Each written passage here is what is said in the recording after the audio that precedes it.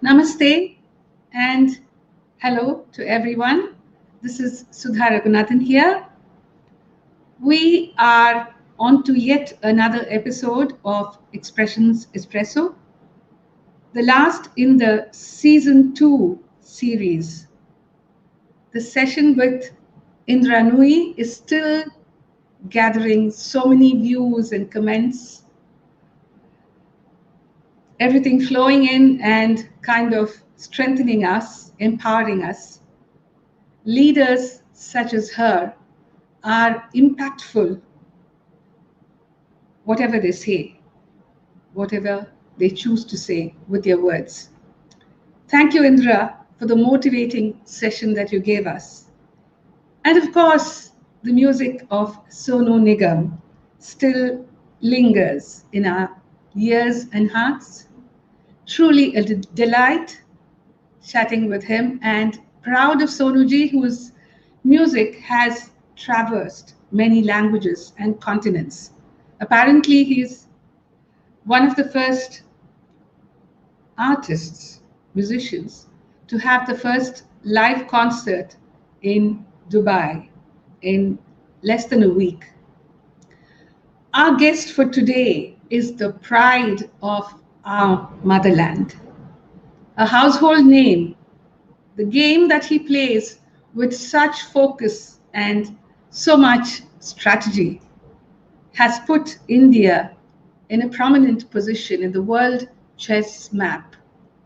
He is a child prodigy who began his tryst with chess at the tender age of 6 under the guidance and influence of his mother, Sushilama. This Grandmaster and 6-time, I repeat, this Grandmaster and 6-time winner of the world title, the Chess Oscars, has, I think, really lost count of the number of awards and titles that adorn his walls and shelves and cupboards. He is fluent in German, Spanish, and French, and his game has taken him close to about 50 countries. So what are his other interests? He's a keen follower of current affairs, world business, wildlife, and astronomy.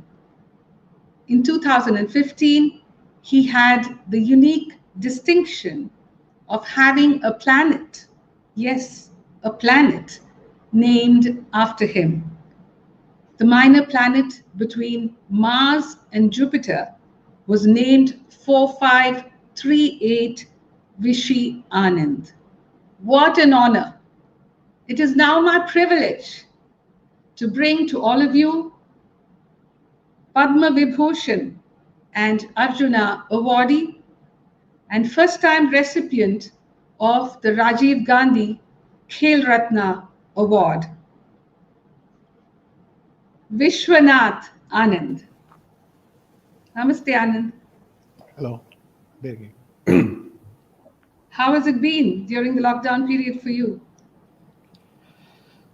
Well, it's been nice. It's 2 months since I got back home and finished my quarantine. I did half the quarantine in Bangalore and half in Chennai. And the first day I finished my quarantine, I was waiting to see my family again. So Akil room kulla vanda. And Nera Alexa kitta pona. So I said, "Hey, appada Alexa apra vidu." So, but it's fun. I mean, he had also been missing me a lot. And for 2 masama, of course, we see too much of each other, which is the other extreme. Hardly meet anyone else. But in a way, I have really enjoyed having so much time with family also. I mean, as I mentioned, we're overdosing, but that's also a nice new experience. We never spent this much time with each other. How old is, I was going to ask you, Alexa, how old is Akhil? Akhil is 9. So 9. I think it's an age where sons really want their fathers around, and you should maximize on this proximity. Definitely. Every evening we go for a walk around the building and maybe an hour. He'll take his bike, I'll walk with him, and it's our quality time. Besides that, we're bumping into each other the whole day, and it's been nice. நான் பிறந்ததுலேருந்து இவ்வளோ க்ளோஸாக 2 மாதம் இருந்தது கிடையாது. So even when I was here, there'd be occasional trip and all, but this kind of lockdown, we are exclusive to each other. In a way, it's one of the positive side effects of this, though, of course, everything else in the world is flipped upside down.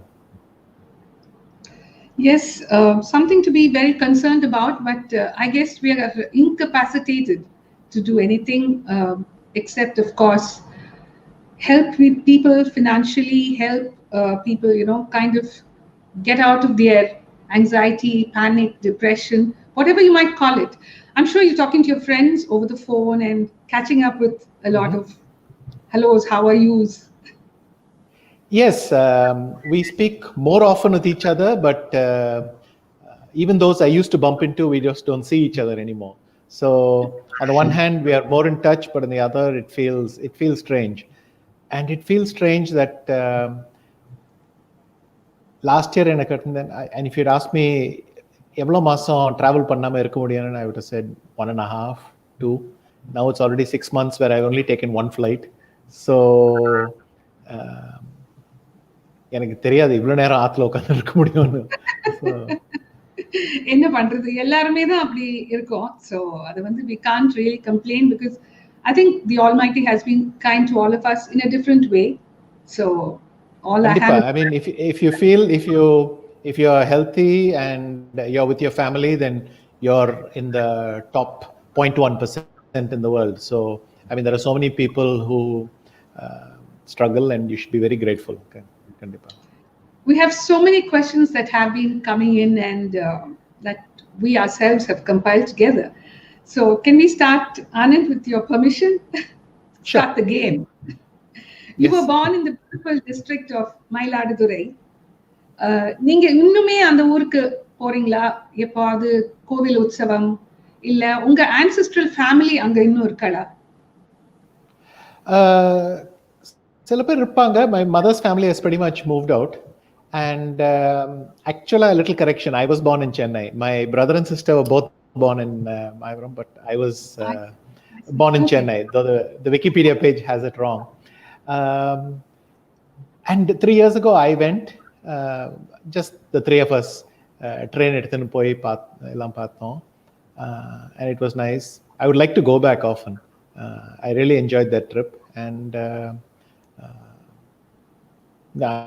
I would like to go back often, and perhaps that is a good first holiday for us after this lockdown, because we may not be able to go very far, but suddenly you're looking at places close by and looking forward to that. ரொம்ப அழகா இருந்தது. I liked it a lot.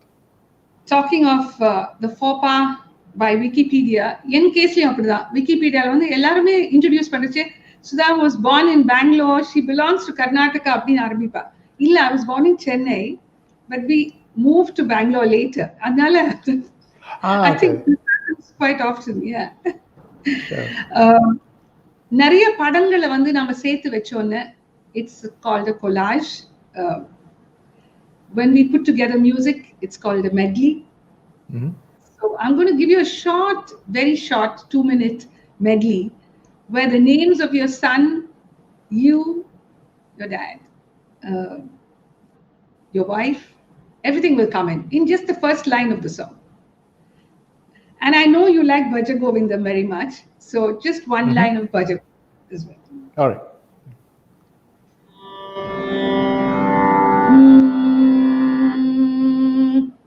Bhaja Govindam, Bhaja Govindam, Bhaja Govindam, Bhaja Govindam, Govindam Bhaja Mudamate, Bhaja Govindam, Bhaja Govindam, Govindam Bhaja Mudamate.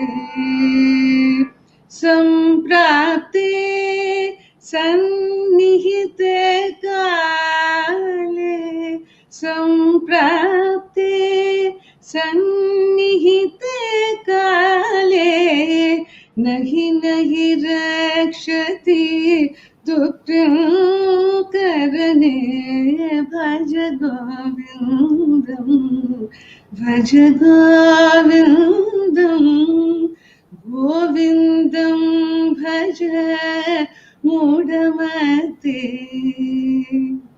Thank you. It was the most intimate performance. Thank you. It was wonderful. Thank you.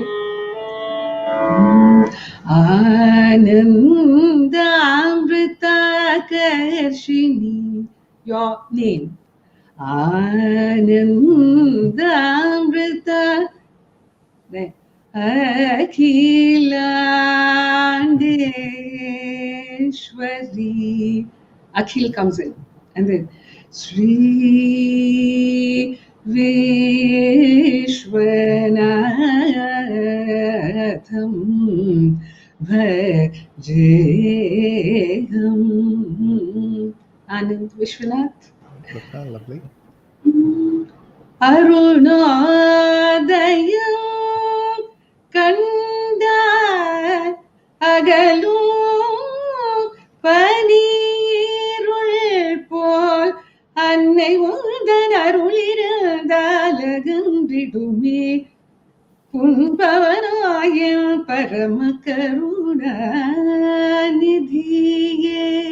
I started with Arunodayam. So I've covered the entire spectrum of your family with songs. Thank you. You like music? Thank you, Anand. I know you like music, but I also want to know if there has been music in your family, and does music really be a companion when you travel, when you have all these little spaces between your games? Yes. I mean, growing up, there was always some music in the house, and I was exposed to a lot of music. I wish I had learned to play an instrument or something. I never quite got around to that because I got into chess very quickly, and all my focus went there. But yes, tournament modella, you want to escape for a minute, then the perfect way is to put on a song and listen to that. Just like most of us, எனக்கும் எங்க அம்மா தான் எனக்கு அந்த முதல் சரிகமா ஆரம்பிச்சா. அதே மாதிரி it was your mother who introduced you to the world of chess, I understand. Right. So did you take it up with the passion that you have? Did you blend it with your mom's, or did you need to be pushed initially till you really found your feet in it? No, I think I plunged in. 6 வயசுல I learned how to play, and my brother and sister both much older, so அவாக்குள்ள ஆடி இருந்தாங்க. நான் ஒன்னு போய் அம்மா பிடிங்கினேன், எனக்கும் கத்துக்கொடு. I had no idea what I was saying, but once she taught me, I kept going back to the game and putting the piece and trying to figure something out. Then eventually I got my first chess book. Then 6 or 7 months later, they must have seen. At work, they were not sure, is he going to continue, or is it another thing that he'll forget in a few months? But then they could see that thing. So then I went to a chess club, and no, I was totally hooked. In fact, I can hardly remember a time in my life without chess. So wow. I took to it completely. Luckily, my mother played chess. My uncles played a little bit of chess. So my mother's family played some chess, and that was the connection, because ipala you can search and learn how to play chess. But அந்த காலத்துல, if you wanted, typically you got into chess, it meant somebody, either family or a friend, introduced you to it. So that was the way. நாங்கெல்லாம் வந்து சேர்ந்தோன்னு நிறைய பாட்டு பாடுவோம், அந்தாக்ஷரி நடத்துவோம், அப்புறம் நீ பாட நவராத்திரிக்கு, நீ பாட கோகுலாஷ்டமிக்கு அப்படின்னுவோம். ஸோ நீங்கெல்லாம் சேர்ந்தீங்கன்னா உங்க ஃபேமிலி மெம்பர்ஸ் எல்லாரும் செஸ் ஆடுவீங்களா? இல்ல அது மாதிரி இல்ல. Only my mother was the serious follower. My father, I think he kept an eye on it, but he wasn't really a player. And my brother and sister lost interest quite quickly. Also, they're both more than a decade older. So by the time I was 6 or 7, they were ready to leave for college, So it was mainly my mother and me. My mother, 18 வயசு வரைக்கும், she was traveling with me to all tournaments. So I got my Grandmaster title in Delhi and Coimbatore. Both tournaments, she was with me for the whole tournament. அதுக்கப்புறமும் she would always follow what I was doing. And she came for some very important events, World Championship, and she came along. So her level of involvement was the biggest. So when you got the first Grandmaster, she was with you. Can you tell us that those moments must still linger in your mind, right? Yeah, I remember the hall where it happened. I remember it was early evening because it was still when we went to some temples afterwards to pray and thank. It was in Coimbatore. I remember that the occasion and the celebration, because I was the first Indian Grandmaster, and it was a big goal that I had been working for many years. So I remember those moments very vividly. What has your practice routine been like? Because in music, I mean, as an analogy, I can say that we have to have the riyaz. Sadhana, riyaz, practice, akara sadhagam. It's like a never-ending process. Even today, after 40 years of singing, I still have to practice before my concerts. So how is it for you? It's the same. I first needed someone to play with, and only when I was in a chess club, I could play as much as I wanted to. And the other thing was chess magazines. As soon as they came home, I would immediately grab them and start reading. And I had the love that I would keep on reading. Even if I'd finished the magazine, I'd read it a second time, and I was fascinated by it. So எப்பவுமே வீட்டில் everyone is under orders. Chess magazine வந்ததுன்னா lunch சாப்பிட்ற வரைக்கும் அவன்கிட்ட காமிக்க கூடாது. Because அது அவன் எடுத்துன்னு ரூமுக்கு போயிட்டு அவ்வளோதான், he won't come for lunch மாதிரி. And that habit has stayed. I mean, still when there's something new, I first want to find out what new developments there have been, what has happened. And I still, even in fact, it's different from training. This is just the immersive.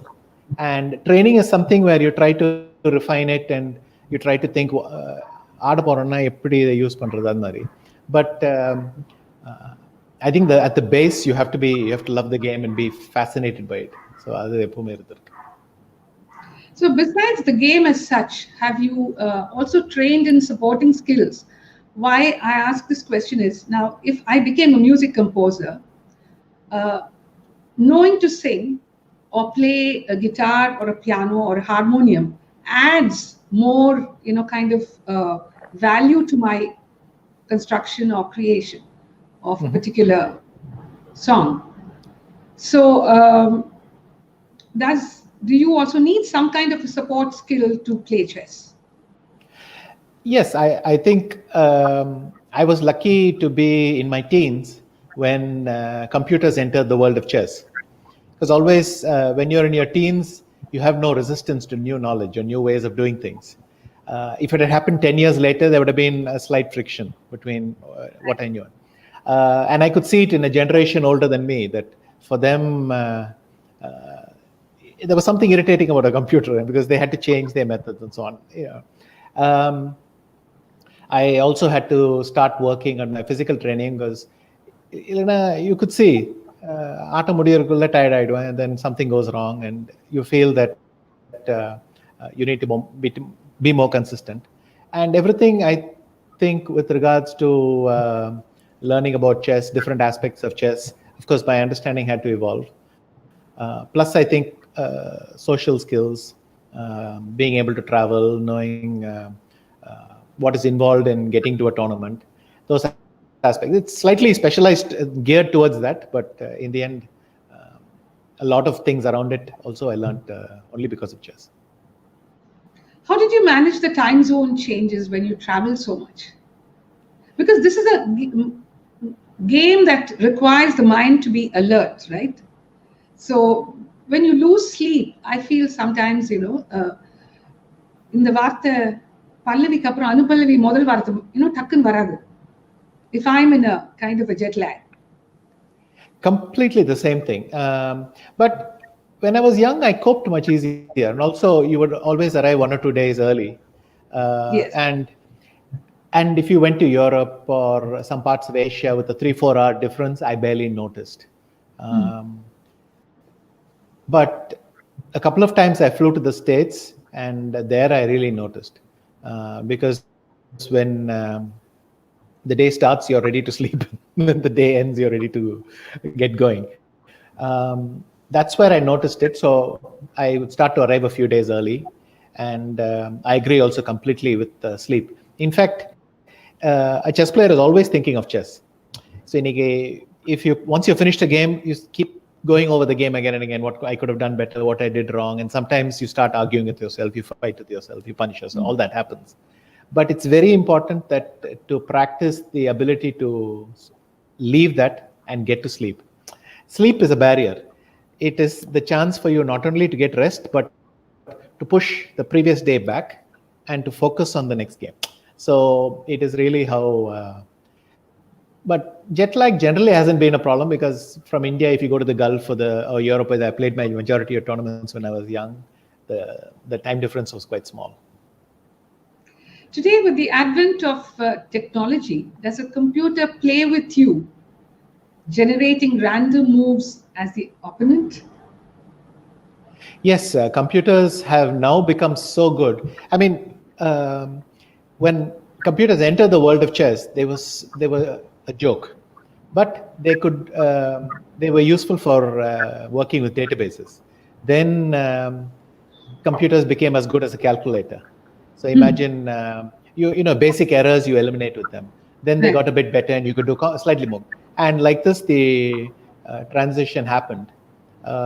By the year 2000, computers could beat us consistently, but they were not able to. We were still good in some areas. And the story is that the area that we are good in is getting squeezed constantly. That leaves less and less for us to specialize in with regards to a computer. And ippo RDA provisional, there's just no point. I mean, a computer is now giving handicap to the best grandmasters in beating. The difference, the difference between the best computer and me is bigger than the difference between me and a beginner, almost. So the level of performance is... I mean, if I play someone who has played chess for a year, I might stumble in 1 or 2 games, but a computer will just never stumble. And so now computer என்ன காமிக்கிறதுன்னு பார்த்துட்டு அதுலேருந்து ஏதாவது புரிஞ்சுக்க முடிஞ்சதுன்னா then you can apply it on your own. So now we are almost at that stage, but in a way for us it's nice, because அதான் சொல்லுவேன், முன்னாடி if நான் வேலை செய்யணும்னா I would sit there for 4 hours with a chessboard. இப்போ if I want to find something new, and if I want to think, I leave the computer on a bit longer and I go for a walk. Right. So once upon a time we found ideas, and now we just have to understand what's out there. Sorry, gut feeling, intuition versus pre-analyzed, time-tested pattern moves. Is there one thing that you favor more, or is it a handshake between the two? It's not so clearly defined in chess. Generally, if you can't work something out, I mean, some positions are too complicated, you can't work every detail, and even if you have done it, you are not sure you have done it. So there's an element of, this feels right, I'm going to do it, and that is intuition. But I'm now convinced that intuition is not some inborn talent. That's different. Intuition is work you've forgotten that you have done.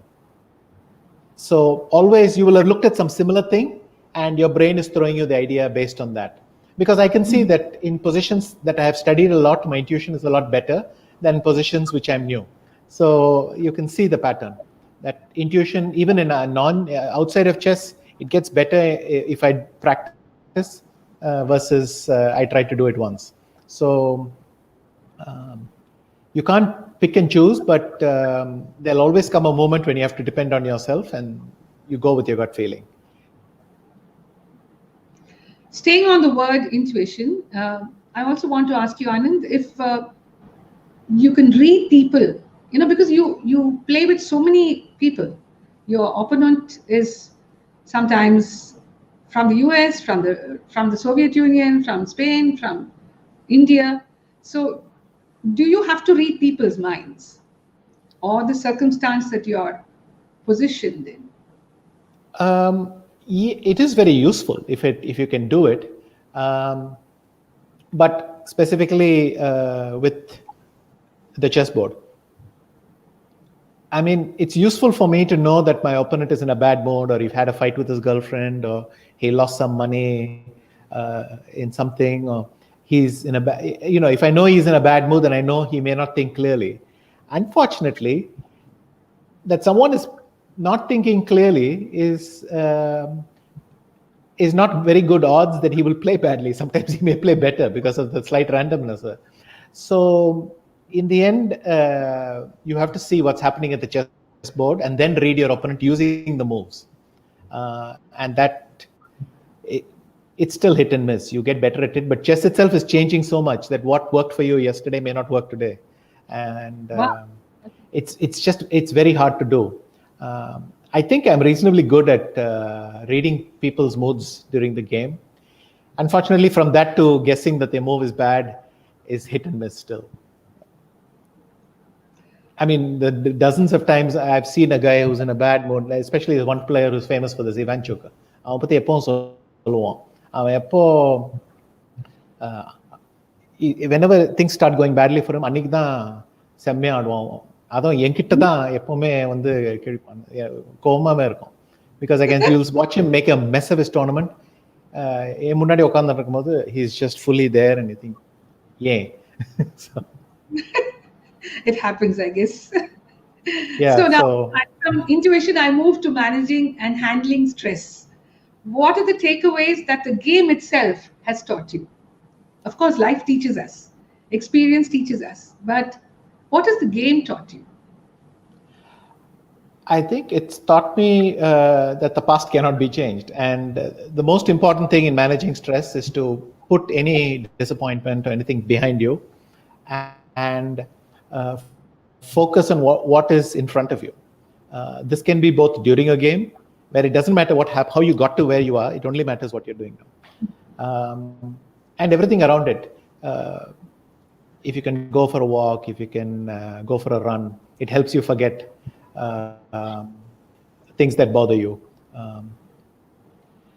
If you get a good night's sleep, like I mentioned, what are the things you should revise? It's conditioned to being there now.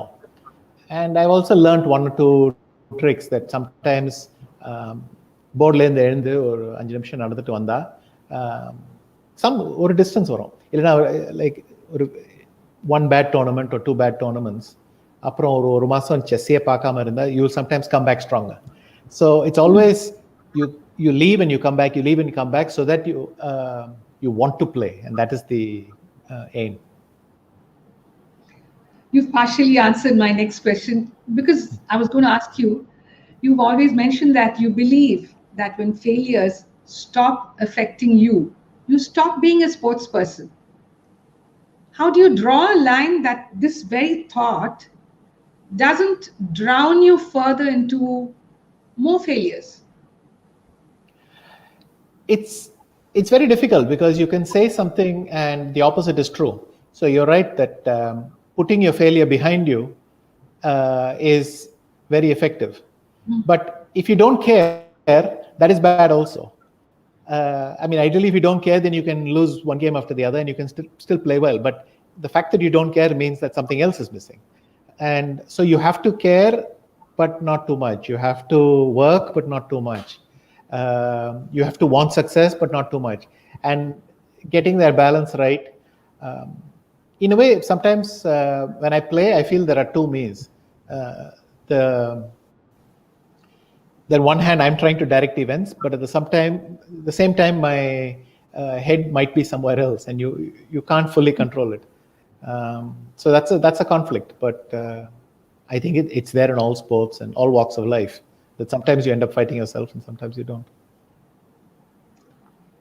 When so much is achieved so quickly in life, then to keep reinventing yourself and be engaged all the while, I think is a huge challenge.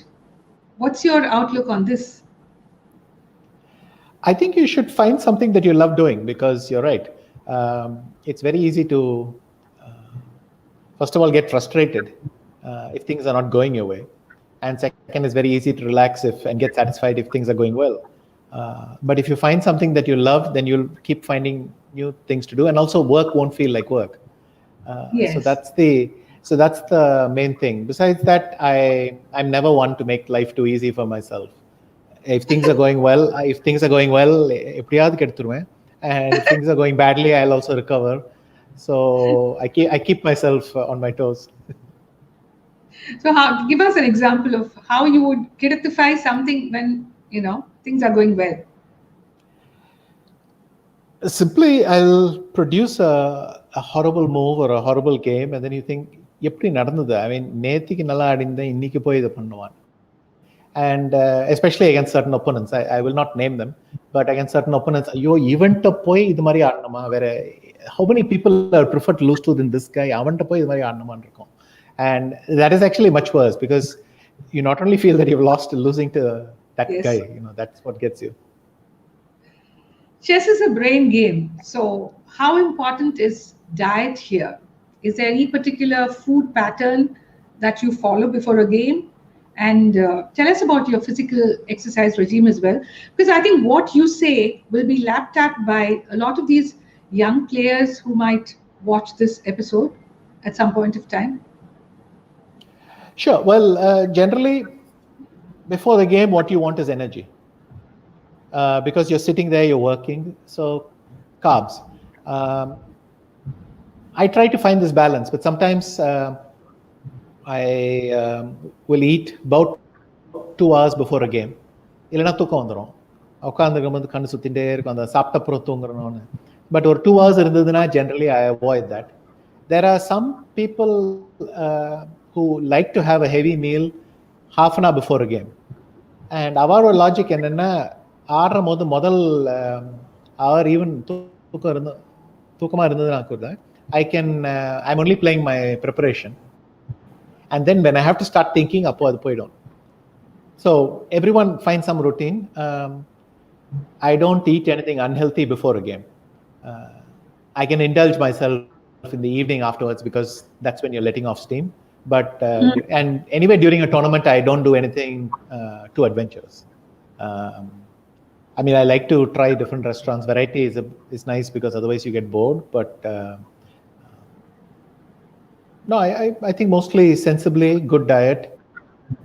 And of course, if you can't do intensive exercise, at least go for a long walk, because you'll clear your head. Typically, chess is one of these games where work will not produce results unless your head is cooperating with you, unless you're in the mood for work. So you have to decide what is the best way to work. I can give you just as many examples of times when I did not do any work and the game went better. So it's only about getting to the board in a positive frame of mind, and whatever works. You yourself mentioned that numerous times you've played against aggressive players with kind of fidgety mannerisms. So has this situation kind of distracted you largely? And if it did, how did you manage to steer away yet maintain your composure and be non-affected? There are people who bother me. They're not always the fidgety ones. I mean, sometimes they're just aggressive, and sometimes there's something else. And there's always something about some people that bothers you, but Yes, it's not that they fit in a box. The problem is there is no way to fix it. And my own reaction is to keep a poker face. I mean, I generally try very hard not to show what I'm in. But and a lot of people think therefore that I'm very calm, but in fact inside I'm raging, and I can also be very unpredictable inside. But I found that there is a simple truth. The best way to deal with anyone is to make good moves. See, if someone is playing brain games with me, if he's taunting me, he's attacking me in the press, and then he plays like an idiot, then I'm happy. Innum panniko, because point கொடுத்தேன்னா அதுக்கப்புறம் எனக்கு என்ன. But a guy who's behaved impeccably but then beats you, that's still a problem. So in the end, I think you can have all the strategies around, you can think, but if you can't back it up with good moves, it doesn't matter, and you don't matter. So in the end, it's only about performance. So there are people whose aggression never bothered me because their game didn't bother me, and vice versa. So in the end, it's about performance. But yeah, there are a few people who irritate you, and I have அவ வந்தாலே அன்னைக்கு அதை பற்றியே யோசிச்சுட்டு இருப்பேன், எப்படி just to pretend they are not there and just work on the board மாதிரி. Because like I said, in the end you have to make good moves, that's all. You have been associated with NIIT for many years. So what is the kind of work that is being done there? Well, we were together for almost 7 years, and mainly it was about the connection between chess and education. One of our biggest projects together was the Mainz Champions Academy, which is an attempt to get chess into schools and make it easy for people to learn. So it's not about producing champions. If a student chess kathunda and or 2 hours a week chess adna, then he will take those skills to his studies also. That was the logic, and that's one of the big things we did. Besides that, I would try to always connect chess and education, because learning is very similar in both.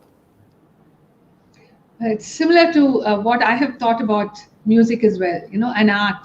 It has to be taken into the school curriculum, I feel, because when as children they start to learn music and dance, it helps them later in life. It's not that they have to be performers. It helps them in handling other things easily. It takes off the anxiety from maybe math or geography or history or chemistry, where you have to learn so much, kind of internalize so much. So music is, I feel, a way to kind of liberate yourself. So it would be good if we started bringing music into the school curriculum is something that I've always thought about and kept reiterating to education officials. I feel there's a similarity between what you're saying and... I agree 100%, because it's not about being good at something. It's about knowing what that skill is about. So, like I said, I regret that I never learned to play musical instruments, because it would be nice to have at least try a bit. You should know just enough to be able to appreciate what someone good is doing with that. And so I think in the end, எல்லாரும் specialise பண்ண போறோம், but at least தெரிஞ்சுக்கணும் இவ பண்றது ஏன் ஸ்பெஷலா இருக்கு. And you should be able to appreciate that in as many things as possible. Mindmaster is a collection of moments that stand out from your career. Can you tell us a bit about the making of this autobiography? And do you have plans of making a film as well, a biopic like? So I've worked on biographies before, and the project somehow got lost in the my calendar and so on. And about 3 years ago, we suddenly had this idea, let's do this, and let's do this seriously now. And there was a nice deadline, my 50th birthday. So Rumadri appo, if you could bring out the book, everything would match perfectly. And it was a nice artificial deadline and gave us some focus, and kadasiyila book mudichitom. So basically, Susan Neenan was there. She would come, Aruna would brief her on all the stories, interesting stories. She would ask, I would talk. And this back and forth was very systematic. And every time she would visit here, we would speak for 4 or 5 hours. She would record everything, go back, write it up. Then Aruna would see if something was missing. So like a 3-way project. and Pulamin is someone from the publishing house. She would bring a perspective. I think this would be interesting if you highlighted this and that. So the four of us worked on the book, and I'm very happy that I could bring out this book. It's more for it's more for non-chess players than chess players, but I think even chess players will find lots of interesting material there that they didn't know only from my games. But if someone who doesn't play chess picks up the book, I still want them to have some idea what chess is about. Right. And the biopic, there have been proposals, but nothing that's gone the full ways. But I'm open to the idea. Let's put it that way. We hope it will happen. Sure. Is your son Akhil into the game? Does he show interest in chess, or does he want to go into some other sport form? He's interested in a lot of things, also chess. We teach him chess, and he's quite fascinated by the game. But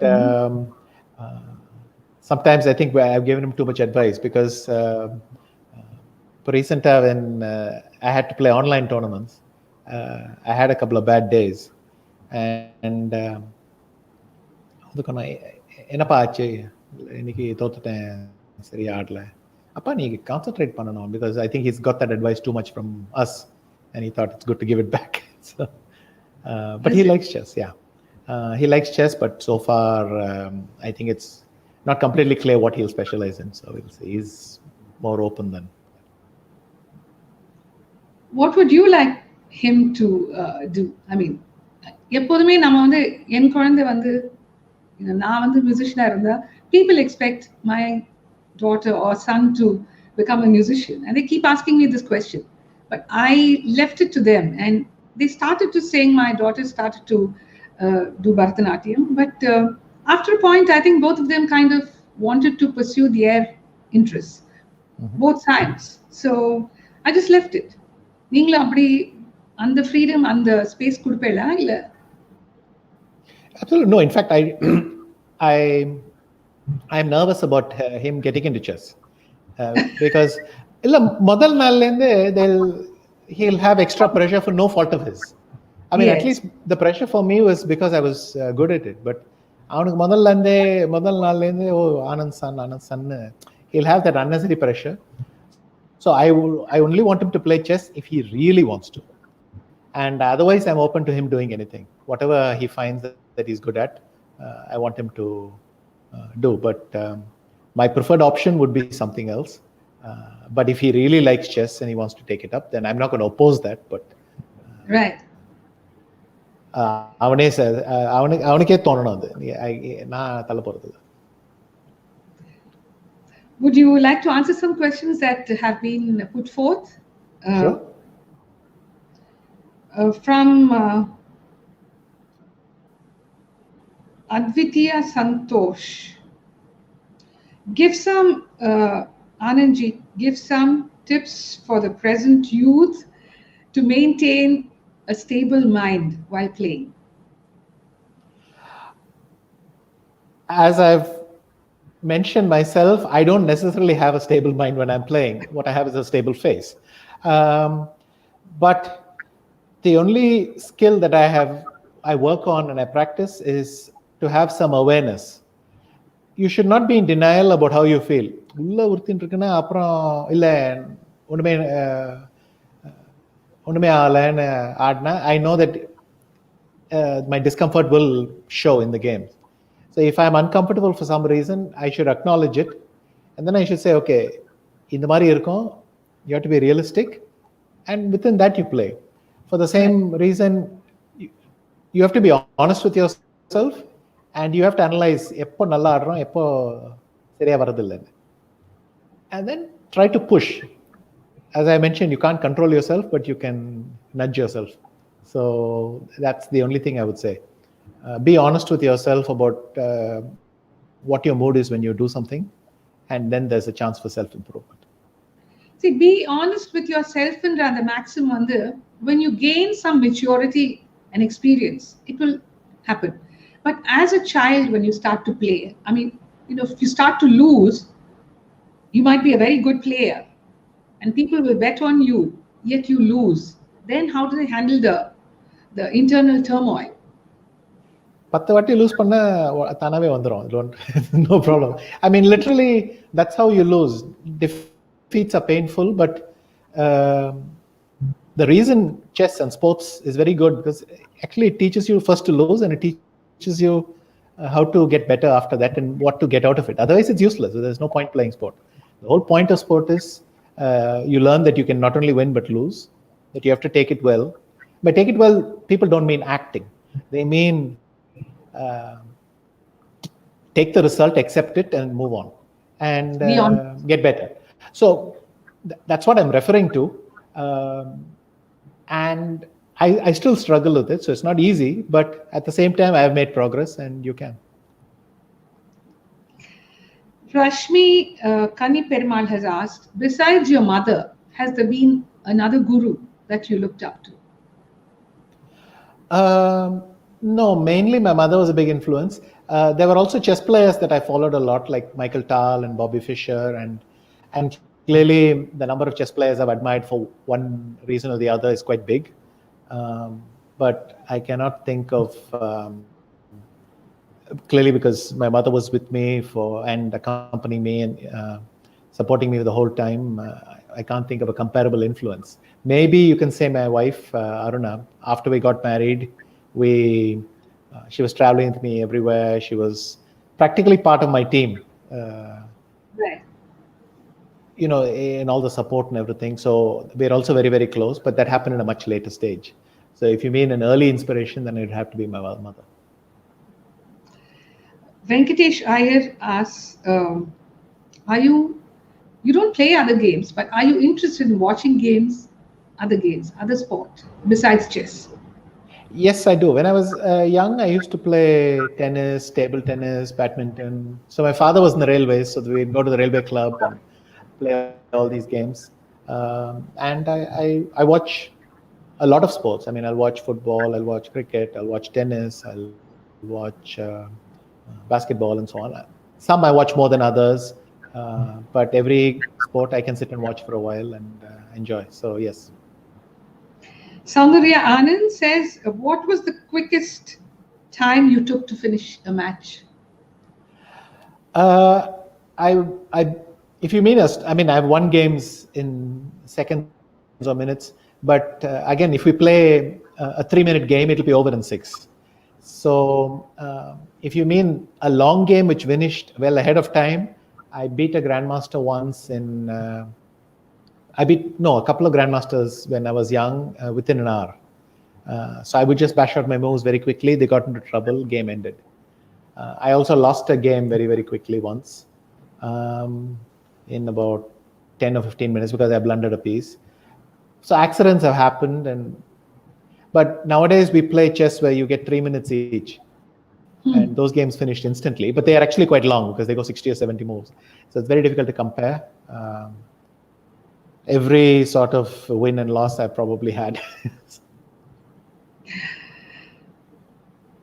Rashmi, I already asked that. Yes. Krishnan Kandadai, few lines from you about the Norwegian Grandmaster, Sven Magnus Carlsen. Well, he's one of the most impressive players I've ever met in my career, and he's more or less he's been dominant for the last 7 or 8 years, and it looks like he still has a way to go. So in fact, the new thing he's brought to the game is this tremendous sensitivity to every change on the board. So even a small inaccuracy, a small mistake, he is able to perceive much faster than the others, and it's a big strength. Ravichandran Ranganathan, who, in your opinion, he asks, is a tough opponent? The US, Russia, or any other country? From any other country, he means that. It simply depends on who's sitting opposite you. I mean, they can be from anywhere. So to give you an example, till 17 years ago, if you had told me there was going to be a strong Norwegian, I would have smiled because there was nothing to indicate it, and out he popped up. And like that, nowadays, thanks to computers and the internet, you never know from which part of the world some chess player is going to come. I think he asked that question because he continues asking, is it a geographical thing or is it random brain power? It used to be geographical because when you had to learn chess from another person, then you were better off being born in a country with a chess culture. So chess culture tended to self-propagate. The Soviets had the best chess culture, so they produced most players, and other countries had limited thing. But now, thanks to communications, global communications, it doesn't matter anymore.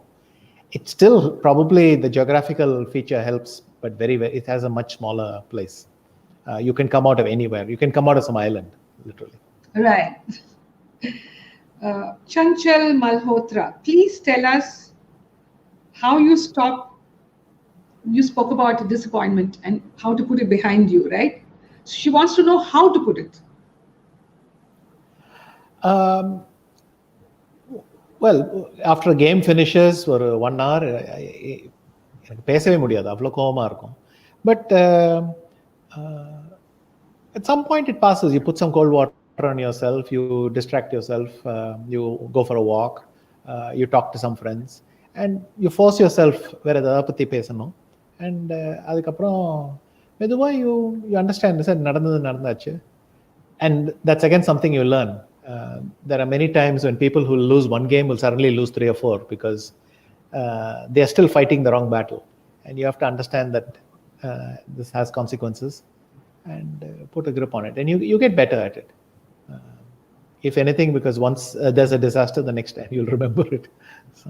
Is this kind of a personal thing? I mean, each one reacts differently, you mean to say that? I think each one has to learn the same skills, but it's very easy if you're in a bad mood to let that mood run away. But the important thing is to stop it at some point. So think of something positive in your life. Think about how lucky you are. Think about always putting things in perspective. Right. But is this really that important? Does it matter to my life, or can I push it aside and move on? And I mean, I make that sound very big, very philosophical. It's in fact just an average day. Any day you can ask yourself, this game was bad, but will playing badly tomorrow make me feel better? You know, you have to find some way to control yourself and get on. Generally, a good evening after the game, and it's gone to the back of my mind. Subhashini Ramasubramanian, do you see the present generation who are into social media and in a kind of a fast world take up chess seriously still, despite being involved, kind of involving so many hours of their day in social media? Well, like every person, you tend to think of, idealize your youth, and then you look disapprovingly at those younger than you and you think, but they're very distracted, they're doing this and that. Yes, they use social media the way I used my phone and fax machine. Once upon a time, people used to say, these youngsters, they're all with computers and playing video games. That's not what we were doing. And every group takes what it has and has some good uses for it and some indulgent uses of it. So the current generation, they of course waste a lot of time on social media, but they also do a lot of useful. They analyze with each other, they talk about a game, and they're also doing useful stuff and thing. And because I know this, because the elder grandmasters when I was growing up were saying, but these guys, they just read Chess Inform and this magazine, some book. And it's so funny that what they once disapproved of, now youngsters think, but that is some historical thing. So once you've seen both sides of it, you understand the world is never really going to end. Every generation mucks around, but so did we.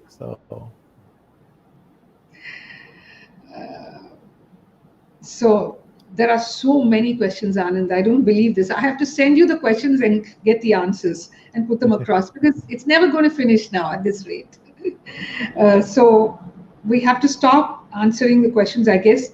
But for this one, uh, Padmachari asks you, do you have any intentions of inaugurating a chess academy where you will have others to coach the players, but would you be there as the guru?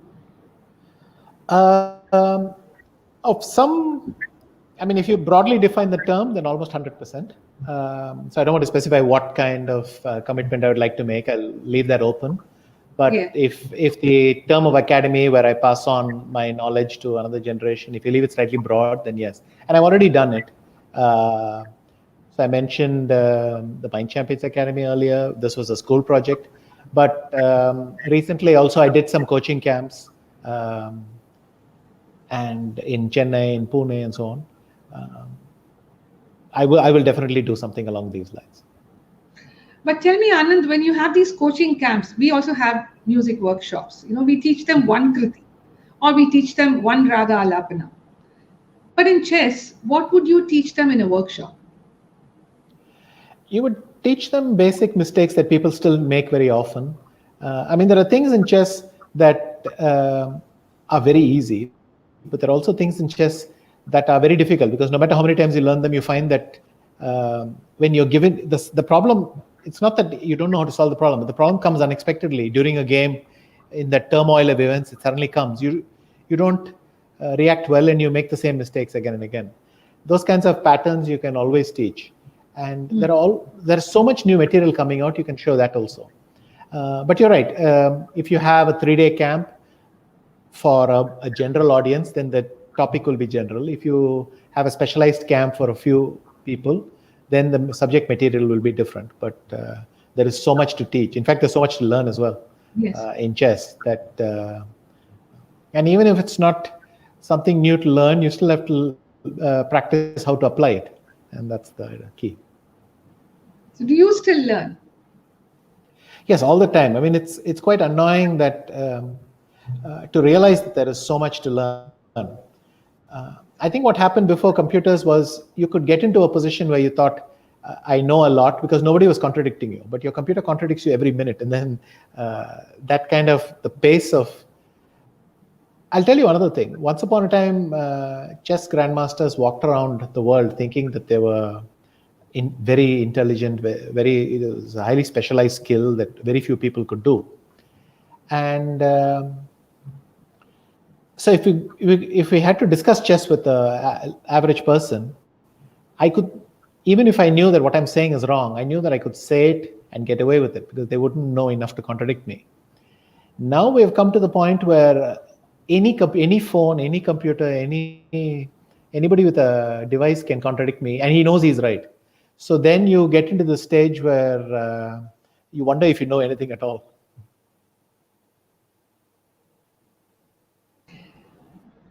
Sharmili Sriram, this is one question probably you have to answer for her 8-year-old son Sachin. She says to you, "Sir, you are my inspiration." Sachin says, I think. "I watch all your games regularly. I play chess with my granddad daily for 1 to 1.5 hours. How many hours should I practice? And what is your piece of advice for young kids like me, such as us?" I think you basically got the formula right. You need to practice and practice often. That's how you get better. But the thing is to go back and forth. If you play a game, then you should write it down or keep track. And then get someone's help, either a coach or use a computer program to see what you did wrong, see what you could have done better, see if you understand what you could have done better, and then try to apply it in the next game. That is the fastest way of progress. If you simply keep playing often, this will happen, but slower, because you will tend to repeat a lot of the mistakes over and over again. And if you learn without practicing, then it's no use at all. So because it turns out, I may tell you something that is right, but to learn how to apply it is got a lot of hidden details. So I think you got half the formula right. As long as you're learning and playing, you're on a good course. So you spoke about 3-minute games and 1-hour games, etc. So we're going to have a 30-second question answer session. Quick. Your favorite vacation spot. So many, but let's say Mexico. Your most loved country while playing a tournament. Also Mexico. Wow. 2 for Mexico. Your stress buster. Sleeping or music. What is the first thing you notice when you meet someone new? Whether they smile. Whose fan are you? I liked McEnroe.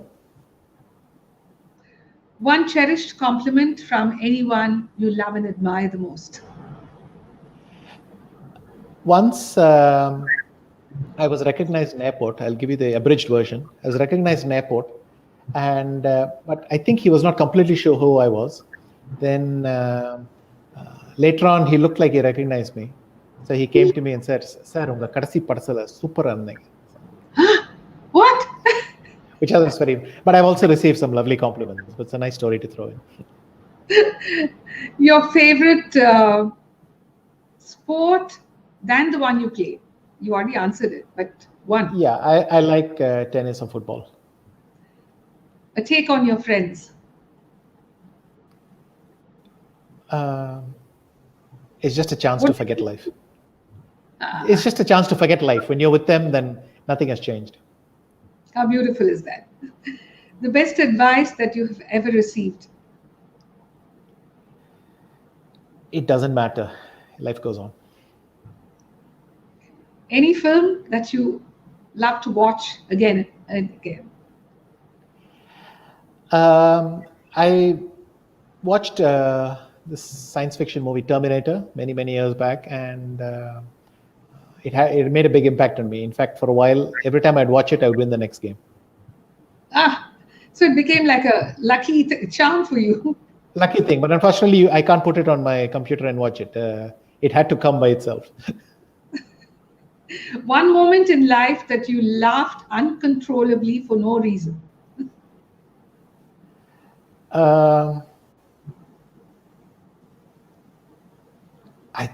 It's impossible to describe why, but it just something happens and you remember some old story and you laugh.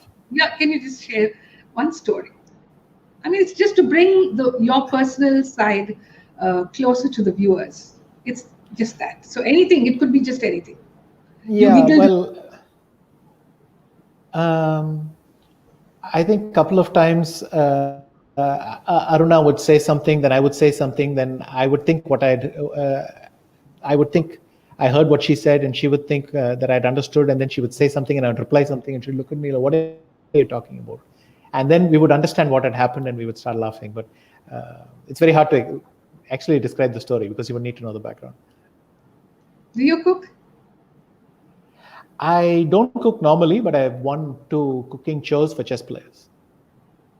I mean, that is as impressive as a cook winning a chess competition, but anyway, for what it's worth. What kind of food do you like most? I have broad tastes, but I like South Indian food and rasam. I too like rasam very much. I think we are alike in many ways. And as we went through the questions, I felt your games and my concerts, the experience, the turmoil, like even in concerts, ஒரு சங்கதி பாடினோன்னு அந்த நிமிஷத்துல அது முடிஞ்சது. It could make the concert, it could mar the concert. You would have sung for 3 hours, but the audience will take that particular moment back home. It's so tragic to think of that way, because it's an adventure when you go on stage. Just like again, you have to accept what happens at that moment. So I found that similarity very vivid in what you spoke. Sure. So that was really some wonderful moments that you gave us, Anand. I can't believe that we've done 1 hour and more than an hour. I think, yes, just about 4 minutes beyond 7 o'clock. You shared so much, you gave so much, you expressed so much of the turmoil, the tensions that go with the game. I mean, looking at you, one would just think that you're so composed, so, like calm. How is it that I can even believe that he goes through this kind of rage within? But you spoke about it so frankly and expressed yourself so beautifully that I think it's a beautiful takeaway for all of us, that we have to accept the reality, be honest to ourselves, right? Yeah, I think in the end you can't deceive yourself. That helps in kind of eliminating the pressures. So I think that's the best takeaway from this session that I have received. You have brought so much pride to our nation and made this game a kind of a mass sport in India. Thank you very much for being with us, and hope to see you in the Margary of 2021, because 2020 is going to be virtual concerts. Right. So, well, we're all waiting for the world to get back to normal. But anyway, thank you for a lovely session. I enjoyed the questions a lot. And on behalf of the audience, I wish you all the very best for more milestones in your yet to travel miles. Thank you. Thank you, Anand. Wasn't that stunning, amazing? I couldn't even believe that I was with a prodigy, and I was stuttering words sometimes, because when somebody you admire, somebody you are awestruck by, is in front of you as large as life, talking to you, smiling with you, laughing with you, it's sometimes so surreal. So I still have stars in my eyes. This beautiful evening comes to an end with this chess wizard's words echoing in our ears. We wish him all the very best, that he continues to scale more heights. Before I wind up, I just want to quickly touch on two things to clarify on just 2 points. A few of y'all have been still commenting on the network issues on my side. We do try our best, believe me. Through the week, we work on this. We have a dry run with the guest. Yet, on that particular day, something happens. So you have to forgive us for any lapses that might have happened in the last episodes. Probably you lost out on that little extra pleasure of watching the show in attention. That's one thing. And the other is about the posts that keep coming about the interactions, that they have to be in Tamil entirely. தமிழச்சிதானா? Yes. ஆனாலும் இந்த நிகழ்ச்சியை வந்து நிறைய பேர் வந்து தமிழ் தெரியாதவங்க பார்த்துட்டு இருக்காங்க. See, people from the north of India, people from Australia, people from the US, Europe. நிறைய நான் சொல்றது வந்து கிட்டத்தட்ட சித்ரா பாடகி சித்ரா அம்மாவோட லைவ் ஷோவே வந்து 2000 பேர் பார்த்துட்டு இருந்திருக்காங்க. அதுக்கப்புறமே வித்யா பாலனோட ஷோ வந்து 1,00,000 பேர் பார்த்துருக்காங்க. So I guess we have to traverse and cross this barrier of talking about this barrier of language. We have arrived at a common language that can be understood by everyone. And, as far as possible, when the guest is a Tamilian, we do end up talking in Tamil on and off, like how you heard Anand talking in Tamil. So I'm sorry, this is the best we are able to do as regards the language. So please understand that it cannot be entirely Tamil unless I say this is going to be in Tamil. Solomon Papaya's Ayya's program, அது வந்து கம்ப்ளீட்டா வந்து தமிழ்லயே நாங்க வந்து பேச முடிஞ்சது. These were the two things that I wanted to clarify as we edge towards the end of lockdown period slowly, but definitely. It is really not the end of the pandemic. Let's keep that in mind and continue to watch the SMS, sanitizing, mask wearing, and social distancing. May the Almighty be with all of us. Take care and stay safe. See you all until the next episode. Well, I'm still pondering on the thought of should there be a season 3. Let us see what unfolds. Let's wait till the next weekend. Goodbye, everyone. Namaste.